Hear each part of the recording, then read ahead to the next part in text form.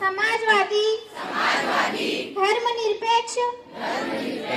लोकशाही गणराज्य घडविण्याचा व त्याचा सर्व नागरिकांस सामाजिक आर्थिक व राजनैतिक न्याय विचार अभिव्यक्ती विश्वास श्रद्धा व उपासना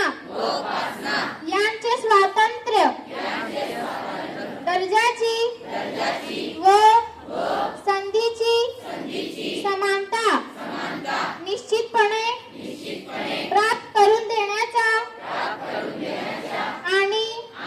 त्या सर्वांमध्ये व्यक्तीची प्रतिष्ठा व राष्ट्राची एकता आणि एकात्मता यांचे आश्वासन देणारी बंधुता